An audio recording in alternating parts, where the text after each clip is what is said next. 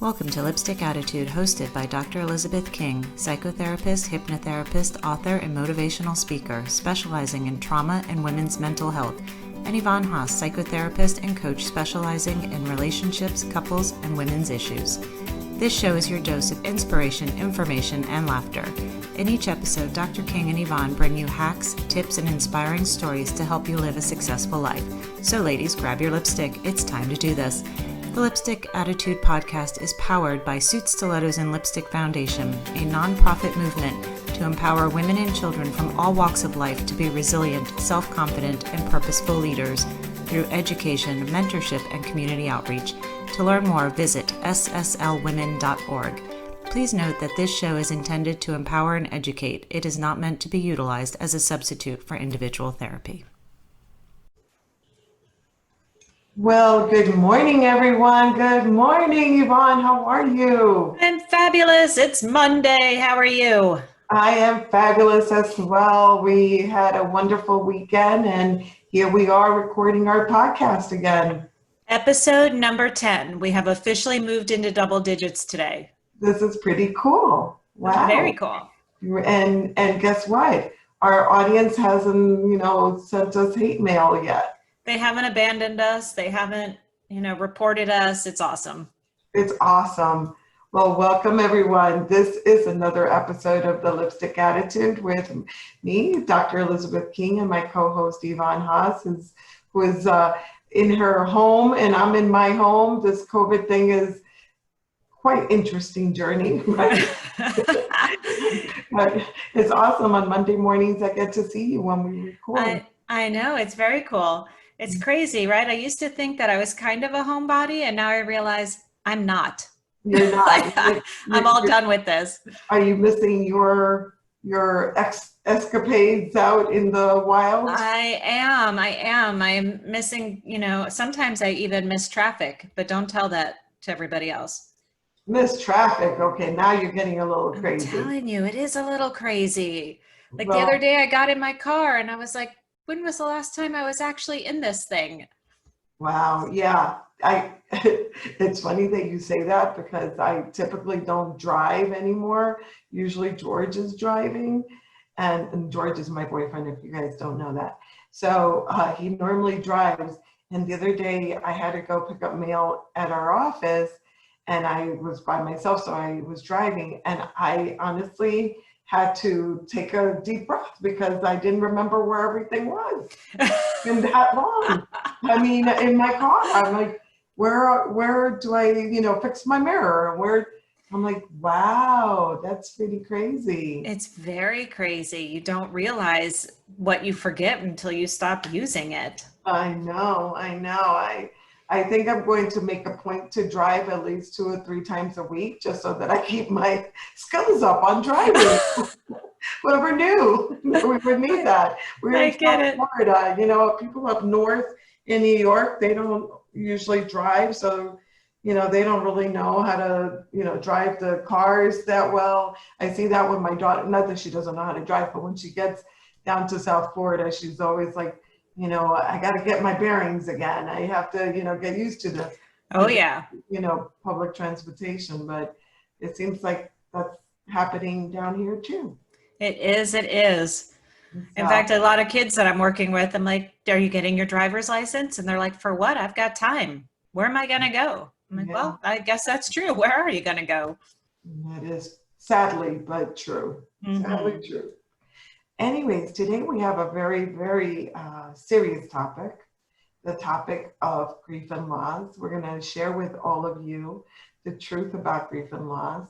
So many of you are experiencing grief and loss, and we're going to give you some tips and some life hacks so that you can overcome grief and loss as fast as you can. Some of it, you have to just go through it. So we're going to talk about that. But before we do that, we always begin our show, at least when we're just the two of us.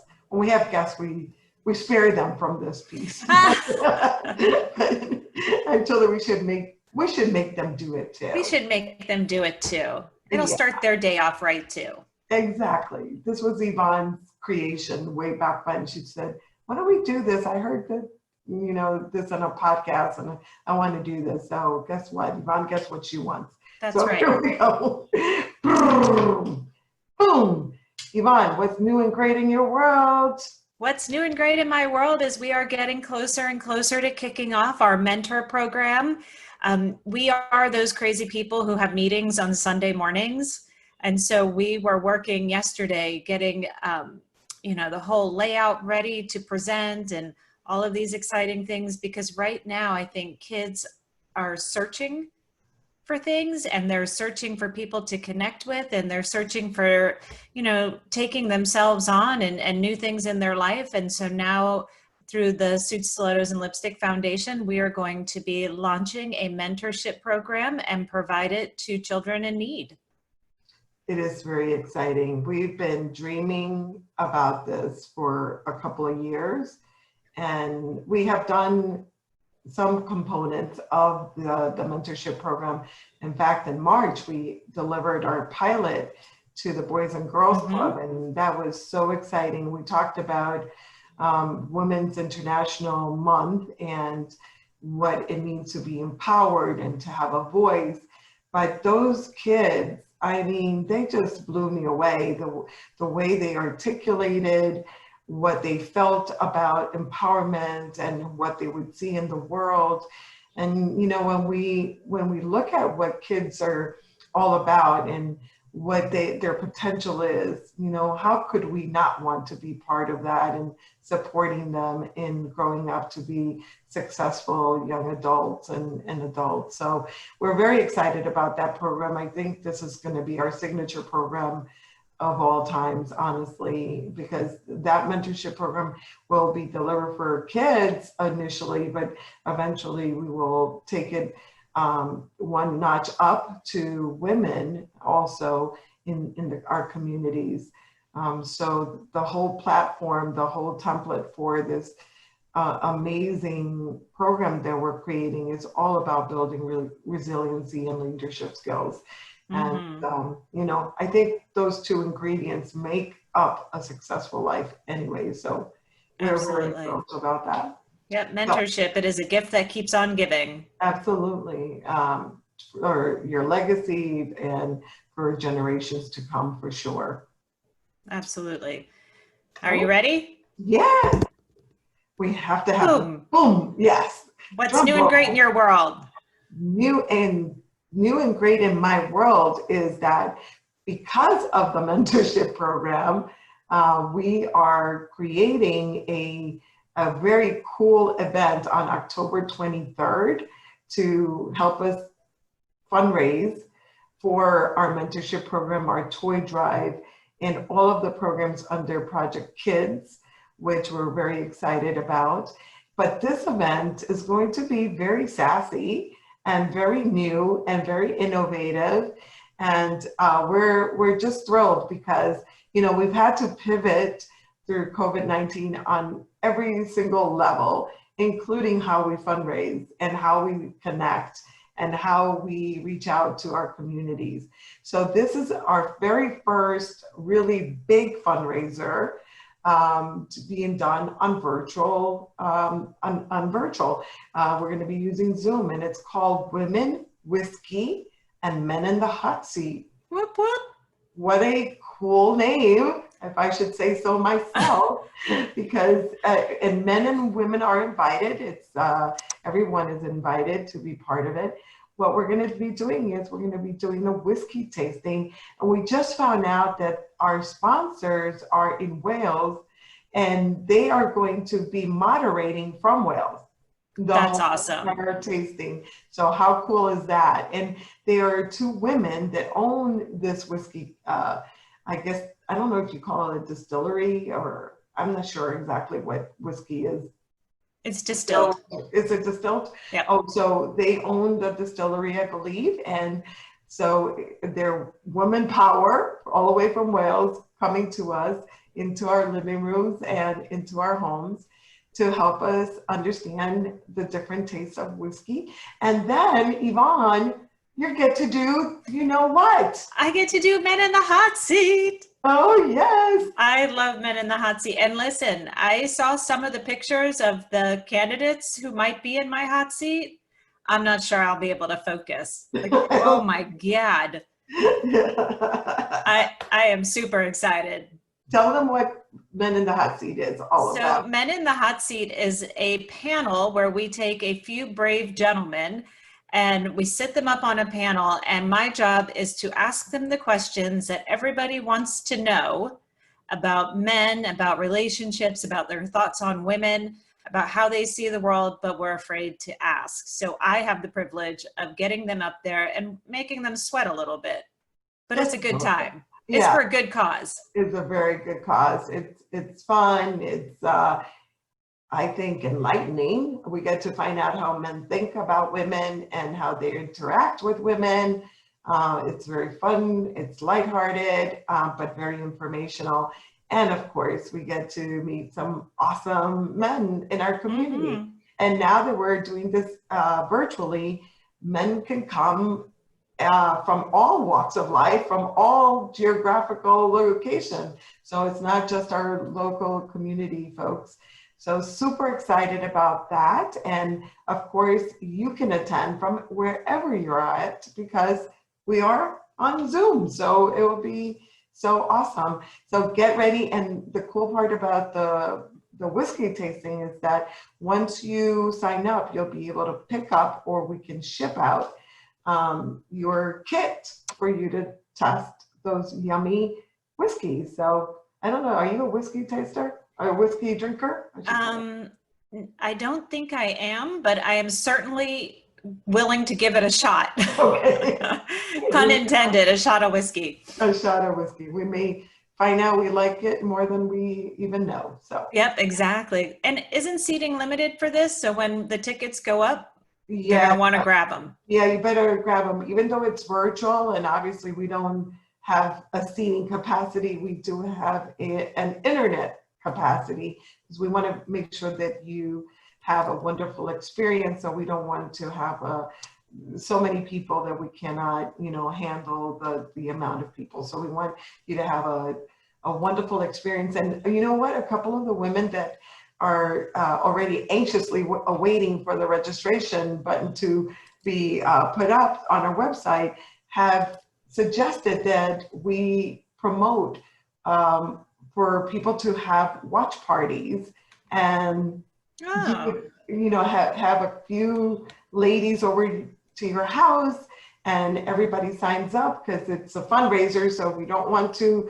cheat the system, ladies and gentlemen, but you pay for the fundraiser, plus you need to get the kit.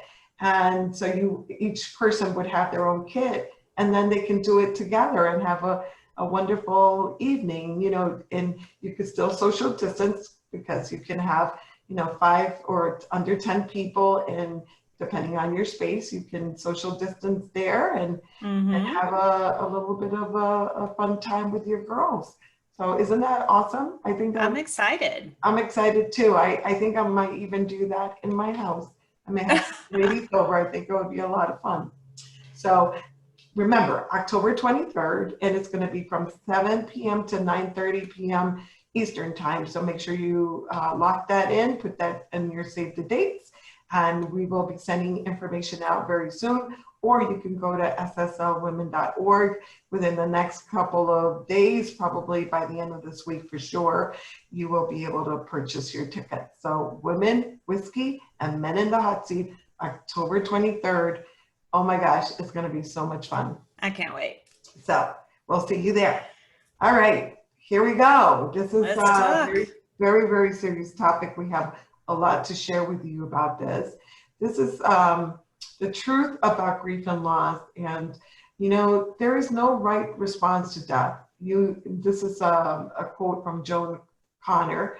You make it up as you go along. And honestly, when I read that quote, that definitely hit home for me because, you and I, we've gone through a lot in the past few years. We've lost a lot of loved ones, a lot of friends. And of course, as many of you know, I also lost my husband 2.5 years ago. So it's been not just on a professional side, but on the personal side, what we are here about to share with you, we definitely have experienced that for sure. So what are the types of losses that you grieve? Well, you grieve friends, you grieve the loss of family, of course, and pets. You know, how many people, Yvonne, I'm sure you have had patients that have come because they've lost a pet. Absolutely. Absolutely. Because a pet is a family member. Mm-hmm. But you could also grieve losing a job or even selling your family home. Believe it or not, there's a lot of emotionality attached to, transitioning, to moving, to relocating. And also your loss of safety after a trauma. Mm-hmm. You grieve that when, you feel safe and then all of a sudden that's taken away from you. You grieve that. I've even heard from politicians when they get, they get that position where then now they have to have a bodyguard, that loss of safety, of feeling like you can move around, that's also very hurtful. And it feels like you're grieving it, like you're actually going through a loss. Or if you lost a baby in a miscarriage, no matter whether you were, 2 months pregnant or 2 weeks pregnant or 8 months pregnant, it doesn't matter. That is, a lot of pain. Obviously, the closer to delivery, the harder it is for you. And then, of course, there's retirement when you leave your job. And so many of you out there that have retired know what I'm talking about when you feel like you've lost a sense of purpose. Or what about if you lose your cherished dreams? You've been dreaming about a job or a business to create, and then all of a sudden, like through COVID, you lose your business. That's very painful. And we think about loss when someone has passed away, but loss and grieving begins the moment someone is diagnosed. Yes. So you start experiencing that grief and loss, like they're again making that. I'm sorry, that's not what I meant to say. I lost my train of thought completely on that. No, but when someone is diagnosed with cancer and you had plans with your husband or your wife to, go travel the world, and all of a sudden now you're starting treatments, that sense of loss right there of, your dreams, that is very painful as well. Absolutely. So you can lose people through death, divorce, or if someone moves away. You certainly, now that we're going through COVID and quarantining and social distancing, there's a big sense of loss there too. I think about this for myself personally. I have not been able to see my daughter or my grandsons for 9 months. I saw them in January. They live in New York. We were planning to see each other in February. That didn't happen. And then that was okay because we said, okay, we'll see each other in April. Well, April came and went, and we were right in the middle of the pandemic, so I could not go there. And so here we are, now September. I still have not seen them. So great sense of loss and pain when you are not connecting and seeing the people that you love, even if they're alive, like right now when we're social distancing.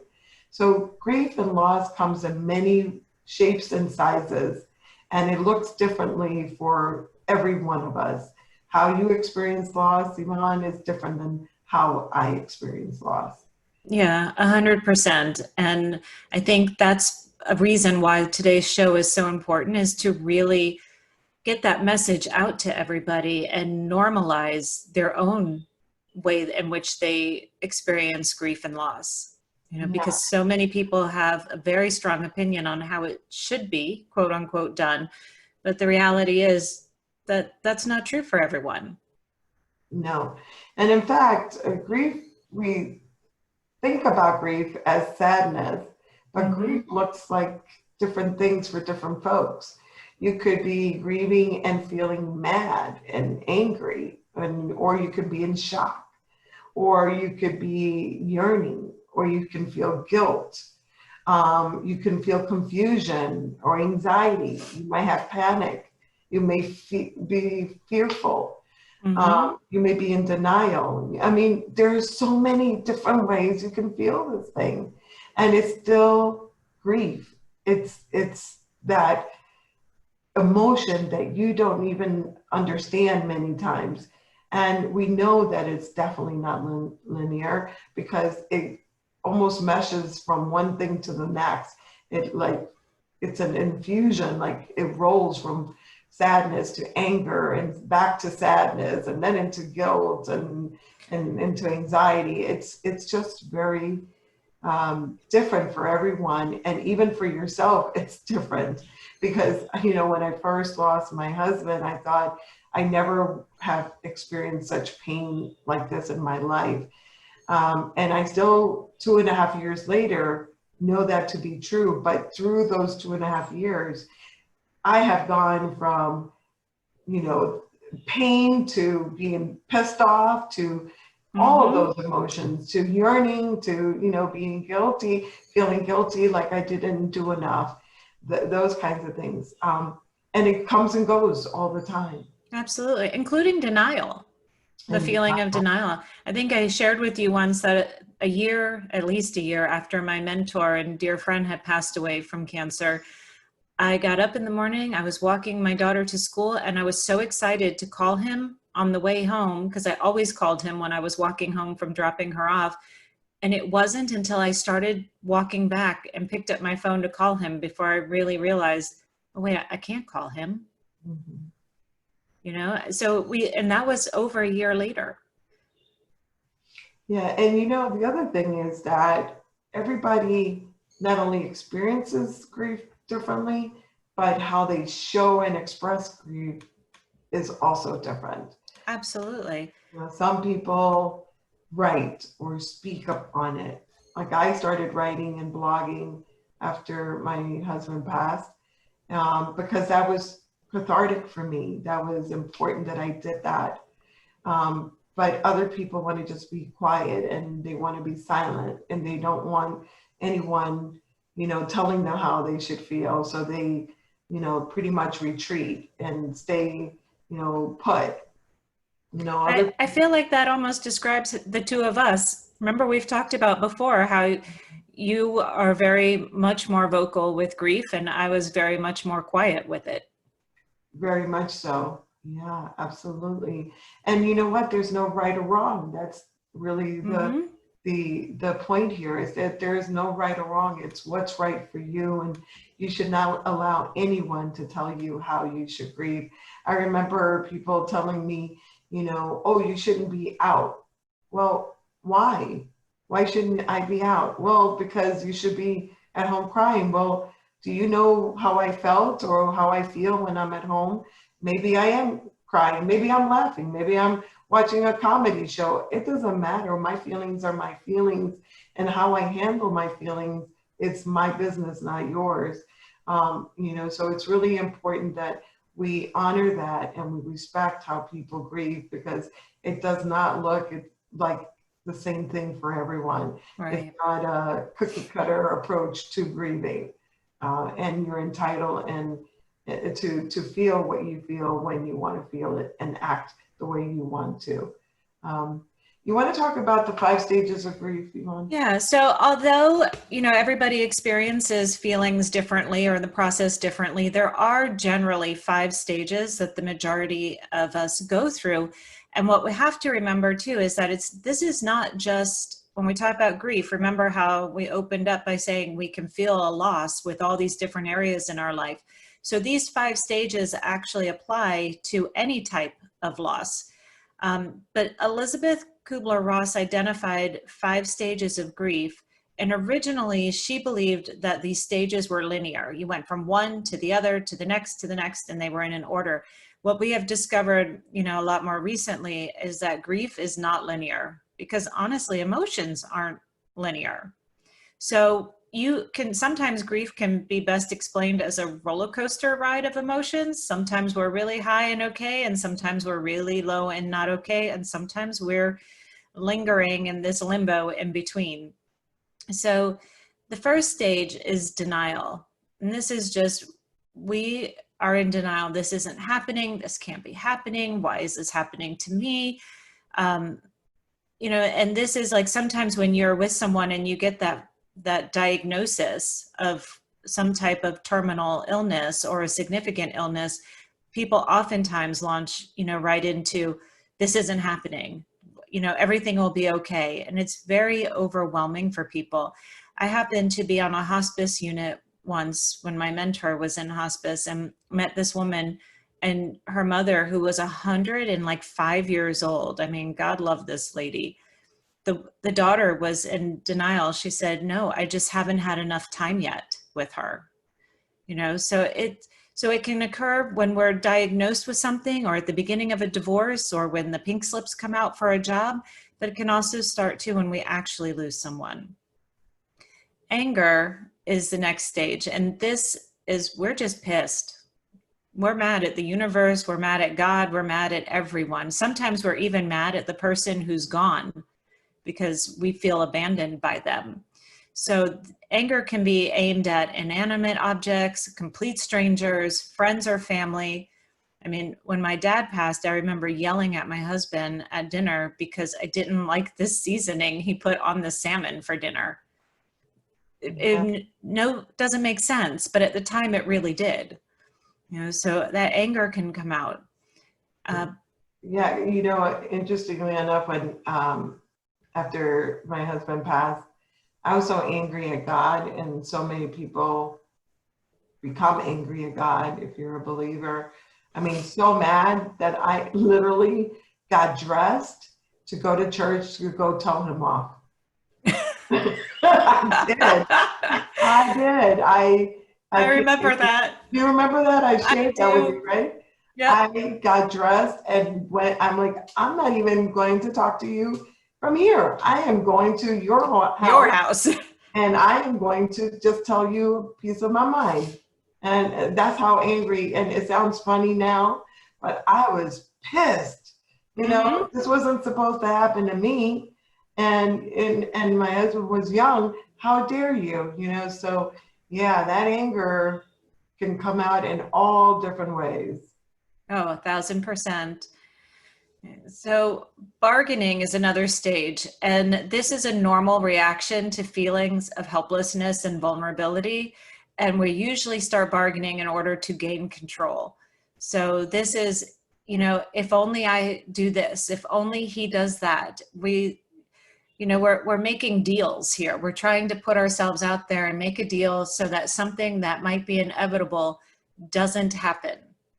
You see a lot of bargaining in divorce situations. If I change careers, if I do this, will you not leave me? Right? If you're a believer as well, a lot of people bargain with God. I will do this if you don't take this person from me. Okay.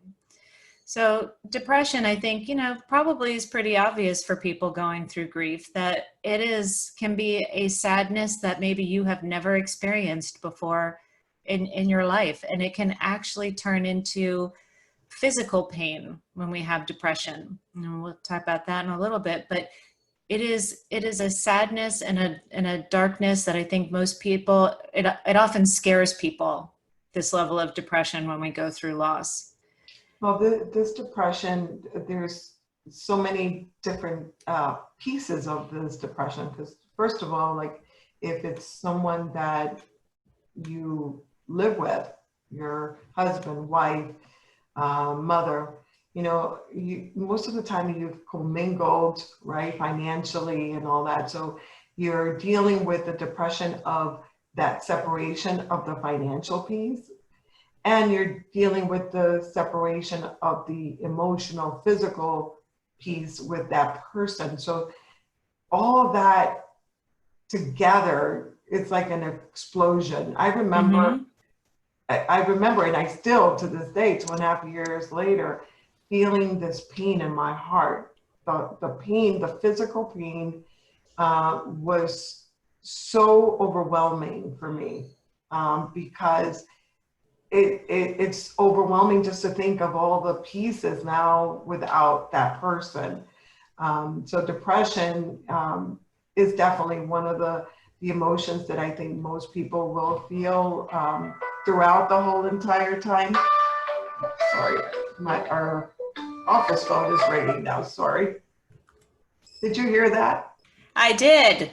Oh my gosh. That's awesome, actually. You know what? This is all live, so yep. You can't make this stuff up, even if you tried. This is real life. We're here to bring you the real life. Exactly. Real life experiences. Which, this is all fine. I love when little faux pas happen because, we're not, it's our perfect imperfections, right? Exactly. And that's what we talk about every single day with our patients. It's like, we are just delivering a message. We're not, professional anything other than professional therapists that really are here to deliver information so people can live the best life that they could live. But the technology piece, that's not our gig. No. we're just doing our best with that. And don't ever leave us in charge of the technology. Yeah, and just please don't judge us because we're doing our best. You have one more? Yes, that's okay. We digress. We were really interrupted by the phone. Sorry. So the last stage is acceptance. And sometimes people have a difficulty with this one because a level of acceptance does not mean, woohoo, the person is gone. Woohoo, I lost my job. It doesn't mean that. It means that we have reached a place where we are no longer experiencing a lot of denial or other really strong emotions, although we still can have sadness and miss somebody or miss something that we have lost. But we are now saying to ourselves, it's okay for me to start taking steps forward in my life. It's okay for me to continue living and to move on, in my own dreams and my own world right now. But reaching this stage of grieving is not a gift afforded to everyone. Some people do not reach a level of acceptance, and we're going to talk about that. But it also, remember, does not mean, people say, well, if I accept that he's gone, then it's okay that I don't have him anymore. It's not that it's okay, but it's okay that you are still living and that you get to take some steps in your life. Yeah, absolutely. I remember this coming up a lot for me because I don't think I will ever accept that John is gone, but I certainly have been able to move forward, not to move on. And I talk about moving forward versus moving on because when you move on, I think it feels like you are leaving that person behind as opposed to taking them with you. I will never leave John behind because I am who I am because of him as well, because we were together for 25 years. So I can't just, forget that he was part of my life, nor do I ever want to. So I have accepted that he's gone because I have no choice, obviously, but I've also refused to stay stuck. And we're going to talk a lot about that when we get into our tips on not getting stuck. So oftentimes I see people, hear people talk about being stuck for 15, 20 years where they cannot function because they have not accepted the passing of their loved one, or even if it was a divorce, they have not accepted it. Yeah. So it's really a tough one. I want to talk about the broken heart syndrome because this happens to mainly women, and it's a real condition where you actually feel like you're having a heart attack, like your heart hurts. And that's because when your body goes into a shock, when into a shocking event, if it's experiencing a shocking event, your body is filled with stress hormones, which makes it feel like you're having a heart attack or a panic attack. And so the broken heart syndrome really exists. I know that I experienced it. I know I did. Yeah, no, absolutely. I'm actually working with a client who lost her husband suddenly, like just as the beginning of COVID started from a non-COVID related situation. He passed. And I actually told her that I believe she had broken heart syndrome, but I needed her to go to a cardiologist and rule out anything actually physical, just to be safe, because she was having such significant chest pains at times. And we wanted to make sure, but the cardiologist, came in after running all kinds of tests and said to her, listen, I believe that you are suffering from broken heart syndrome right now. And it's a real physical condition. It is. The good news is that most people, it's very rare that you would die from broken heart syndrome. You will recover, within a few weeks to a few months. So, it's scary, as scary as it is, it's not, fatal. It's just your body reacting to the hormones, but it is a physical reaction that you may experience. Yeah, and the reason it is because your brain registers the emotional pain of heartbreak in the same way it registers physical pain, which is why you feel like your heartbreak is actually causing a physical pain. So it's the same sensor in the brain. The brain doesn't know the difference sometimes between physical and emotional loss.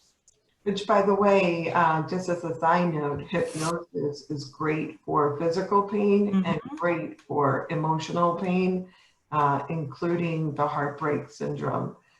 So if you are experiencing that, yoga will also do similar things, or meditation, because it's helping you de-stress your body. And when you de-stress your body, you release that pain. So, depression and grief, there's not really a definition in our DSM-5, which is what we use to identify mental health disorders for bereavement, but there's certainly, it looks like depression, right? So we have to talk about the difference between grief and depression and know that it is different. Because, like I said at the earlier part of the show, grief can show up in many different ways. So it's not just in that sadness. The sadness present in grief is typically related to the loss of death. Depression is characterized by a general sense of worthlessness and despair and lack of joy, though. Symptoms of grief may improve on their own with time, but sometimes you do need to go and seek professional help. So be on the lookout for that. I think, Yvonne, the last part of the show, I really want to focus on just talking about some of the truths and the myths about grief and loss, and then we'll give everyone some tips that they can, make sure that they have in on their fingertips, so that they can help themselves get out of this horrible pain that exists when you lose someone. Yeah, so you want to start with the first one? Yeah, we'll throw out some typical myths that we hear all the time. So myth number 1, the pain will go away faster if you just ignore it. Wrong. Wrong, right? So trying to ignore your pain or keeping it from, surfacing will actually make it worse in the long run, because you're stuffing it. You're not actively dealing with the pain. So really the best thing that you can do is allow yourself to feel the grief as it comes over you. Resisting this is only going to prolong the process of healing. Yeah, exactly. And here's another one. It's important to be strong in the face of loss. Wrong. Feeling sad and frightened or lonely, it's a normal reaction. You have to allow yourself to feel this way. And that starts from the moment of a diagnosis, or the moment you find out that someone is moving away, or that someone asks you for a divorce, Or even if you ask for the divorce because you know that the relationship is not going anywhere, you are going to feel these feelings. Allow yourself to feel them. Crying doesn't mean that you're weak. In fact, Exactly. I say that crying says that you're strong because you're willing to face your emotions. And it is the strong people that face their emotions. If you Mm-hmm. stuff it and you hold on to it, that weakens you, honestly. So allow yourself to let it go and be able to feel what you feel and know that it's normal for you to feel these feelings. Absolutely. If you don't cry, it means you aren't sorry about the loss. Oh my goodness. Wrong. Wrong. Okay. So crying is definitely a normal response to sadness, of course, but it's not the only one. So just because someone doesn't cry doesn't mean that they don't feel the pain as deeply as other people. They just express it differently. So there are, I mean, I'm definitely a crier, and I know you're a crier for sure, but there are some things that I've grieved where I haven't cried, but have felt pain. And then there are other things that I've grieved that's all I've done is cry. So you can have different experiences for different things that you're grieving. And so let's keep this place a no judgment zone. If someone's not crying because of a loss, that doesn't mean they're not experiencing the loss. And by the way, they may be crying at home when you're not around because Right. not everybody shows their emotions in public. So again, let's stay out of the judgment zone and let people grieve the way they need to grieve. Here's another one. Grieving should last only 2 months. Well, who said that? There's no Just getting time. started, baby. Yeah, yeah, or a year or 2 years. There is no time limit on grieving. I would say though, if it's past a year and you're not being able to function, Mm-hmm. then I say go and seek professional help because maybe you're being triggered for other reasons and it's all messed up in there. It's all enmeshed. So you definitely want to keep an eye out for it. And it all depends on how you're grieving. If you're grieving really hard for 2 months, and then on the third month, you're not grieving as hard, but you're still grieving, that's okay. Again, there's no judgment on when or how, but just be on the lookout that if it's so severe that you cannot function, then you really do need to seek professional help. Yeah, absolutely. And also take into consideration other circumstances. When my dad passed, my mom had an aneurysm the very next day. Yeah. And it took her, so she did live, everyone, just so you know, but it took her a good 6 months of healing physically through that aneurysm bursting that she really didn't even begin to grieve until she was physically feeling better.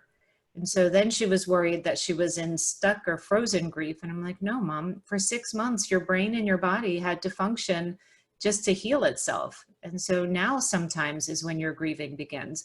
So grief also doesn't just start as soon as we get a message about loss. It can, absolutely, but sometimes there are other things that prolong the beginning. Well, people also go into shock. So Yeah. sometimes you're not even capable of grieving at that moment because of the shock factor. So you have to get yourself into a place where you can even acknowledge what has happened.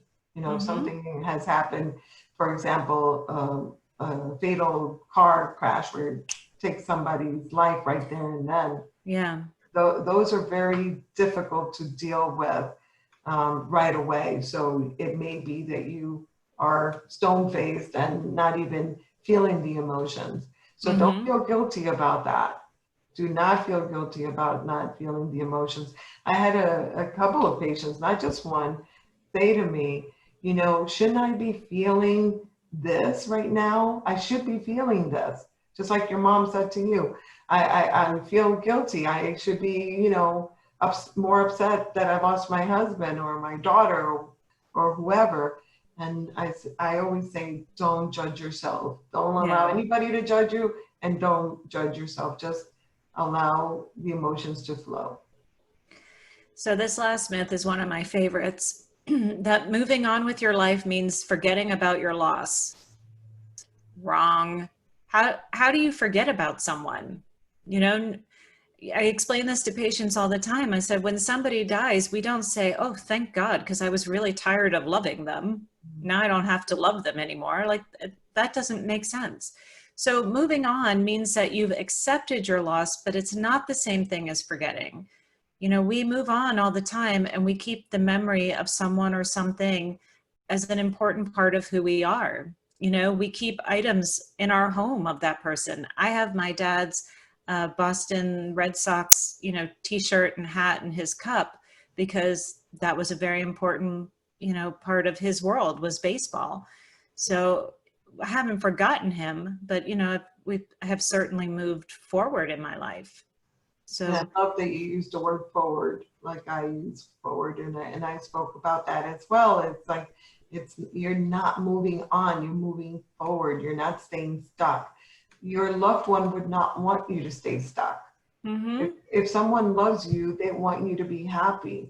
You know, when I first shared with folks that I was going to start dating again, or that I started dating again, you know, that was mixed emotions for some folks. You know, certainly I had mixed emotions, but they compiled it with saying things like, you shouldn't be dating already.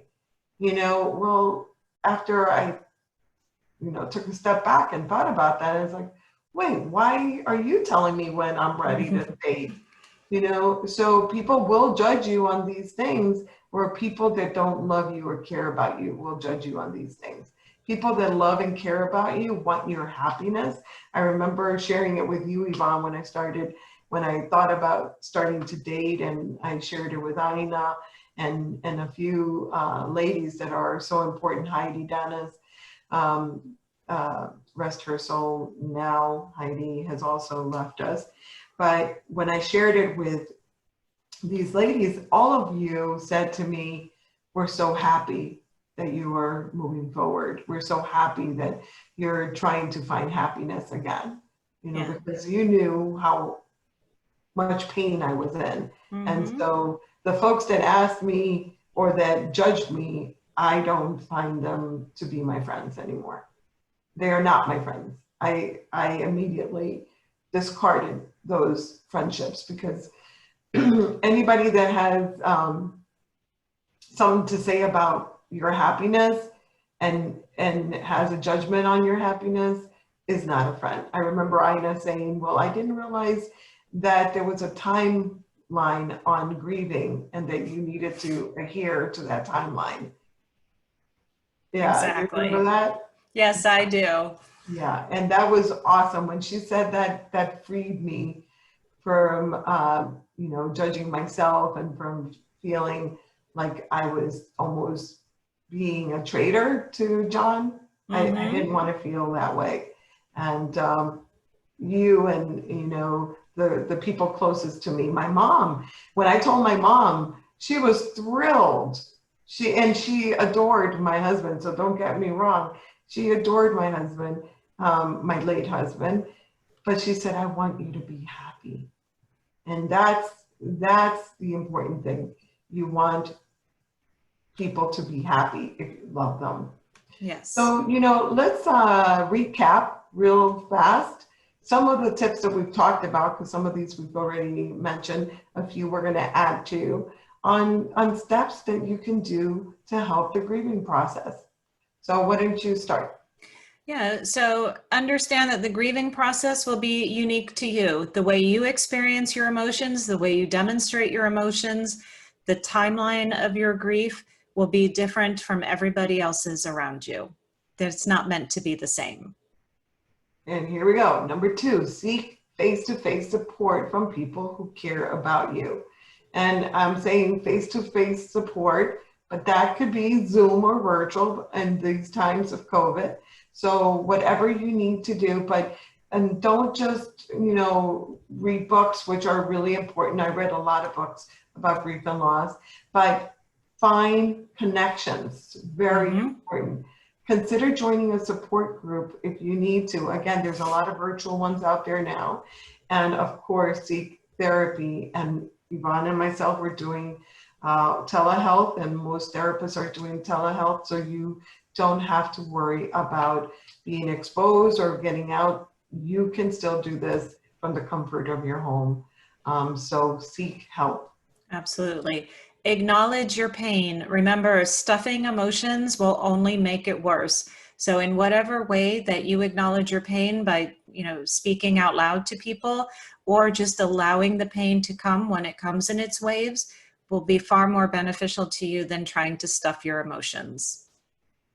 And here we go. Number 4, accept that you can be triggered with other things when you are so emotional, right? So let's say your feelings get hurt because a friend said something. You could be triggered very easily. You're very sensitive. So be aware of that and be mindful that you might be triggered by many different events or different emotions. And the way you feel those emotions may look different. You may be yelling at someone because you were triggered, for example. So just be mindful that this can happen. Number 5, support yourself emotionally by taking care of yourself physically. Continue to get up in the morning and eat and move and surround yourself with people who love and care about you. Go for that walk. We heal ourselves emotionally by taking care of our body, and we heal ourselves physically by taking care of our emotions. We have to remember they are connected. So taking care of one will certainly support you in taking care of the other. And we talked about this. This is number 6, to recognize the difference between grieving and grief and depression. Remember, you may be grieving and it may look like anger. It may look like sadness. It may look like denial. It may look like all different emotions, not necessarily depression. And it's important that you know the difference, because if you're clinically depressed, then that's a different type of treatment than if you were grieving and just going through the emotions of grief and loss. So be very aware of the differences. Number 7, live in gratitude. We know that sometimes the pain of a loss is very, very significant, and sometimes it's hard to find things to be grateful for. But, honestly, we get to a point where we can start to see that there are still very beautiful things in life. Whether it's snuggling with a grandchild or seeing a flower or a rainbow, there is always, always something to be grateful for. I think that number 7 is my favorite. Yeah, me too. That one made my eyes well up. Yeah. And this we need to do every single day. We talk about living in gratitude all the time, because that really is the key to being happy in life. Because life is going to happen to all of us, and stuff happens. Unfortunately, bad stuff happens to all of us. And that living in gratitude reminds us of the things that we should be thankful for. So that's a really good one. Number 8, make time to acknowledge your emotions as they arise. Don't judge yourself, just allow yourself to feel what you feel. There's no judgment. It's not good or bad. It is what it is. It's what Ina says, what is so is so. Just acknowledge what is so. Be present to the emotions. One of the tricks that I have for myself and that I teach my patients is to time their pity parties. So if you're having a pity party and you're having a really bad day, so that you don't stay stuck in it, time it. Put a timer on. Ask Google to remind you a half an hour from now to, say time is up. Whatever it takes, set your alarm on your cell phone. Whatever it takes so that you can get out of it, but let yourself feel it, and don't, deny that you're feeling what you're feeling. But I love being able to say, okay, this is what I'm going to feel, my emotions, and then I'm moving on and moving forward. Don't stay there too long, because that just will make you spiral downward. Yeah, which takes us right into number 9, which is knowing your limits and taking a break from your grief. You can say to your grief, hey, you know what? Right now I'm going to watch this comedy because I feel like that's what I need, and then I'll be back. So take a break sometimes. Don't, and especially I think is true, don't let people tell you that you should still be feeling sad, and that it's not okay for you to experience hope and love and happiness. I mean, the patient that I'm working with, she'll say to me in session, right now I need a grief break. And she'll tell me a hilarious story, about her deceased Oh, husband. And it's great. I mean, and the stories are so funny. We're both dying, from laughter. So it's okay to take a break. You don't have to be in, quote unquote grief 24/7. in grief mode, huh? Grief mode. 24/7. Yeah. It's okay. It's okay to take a break. It's okay to take a break. I mean, we see people even in funerals, right? Laughing and telling jokes. Mm-hmm. You can't stay in that sadness for so long that you can't see hope. And that's really the trick, is to make sure you come out for a breath of fresh air, surround yourself with people that will make you laugh. And there'll be plenty of times, I guarantee, where you will not be able to get out of it. So then you go with that, you lean into that. But the Right. moments that you can get out of it and breathe for a minute, do so. It's very important. And 10 is another one of my favorites, and it's our last one for this segment. It's giving back to others. Volunteer, do something that's purposeful. Feel yourself getting out of your own head. Push yourself to get out of your own head, because, sometimes when we're grieving, we get stuck in there. So if you start thinking about a passion that you have, or a population that you want to work with, or an organization that you've always wanted to sign up for, to volunteer, this is the time to do it. Do it right away. You occupied your mind and your heart with things that are, fulfilling, that fill your heart. And if it's something that will honor the person that you've lost, do that, because you'll do it in their name, and that will help you heal as well. But find ways that, fulfill you and make you feel whole. And again, sometimes you're not ready when this, happens at the beginning, but maybe down the road you are. So know yourself, get to understand, your body and your emotions, and make sure that you're tuned in and that you're leaning into it. But get out there and do some good stuff for others. That will definitely help you with the healing process. Absolutely. I also tell clients too that sometimes that giving back to others, maybe your partner had really amazing work suits, and now maybe you're donating to someone those work suits to somebody who, is going through a transition in their life and needs a suit for an interview. I mean, obviously we're not letting go of those things before we're ready, but at some point it might be even letting go of some of their belongings that will do good in the lives of others. So it can And look it will different. certainly help with the healing process, knowing that Yeah. you've done something good for someone else. Well, I know that we're at the top of our hour and are ready to end it. So I guess we'll see you next time. Make sure that you're sharing our podcast with everyone you meet, because somebody out there needs this information. We always say you never want to keep this stuff to yourself, because people may not talk about what they're going through, what they're experiencing, but so oftentimes when you share something with them, you have really made a difference in their life. So please help us share this. Make sure you're commenting on our podcast, and we will see you at the next one. Absolutely. Wait, we got to put on our lipstick. Oh my goodness. Thank you. Hello. What's the name of this show? The name of the show is The Lipstick Attitude, and we are here getting ready to put on our war paint.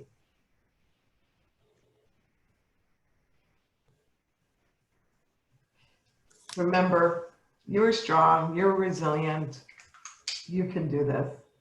Put on your lipstick attitude no matter what, ladies, no matter what. Absolutely. Until next time, have a sassy day. Have a sassy day. Bye.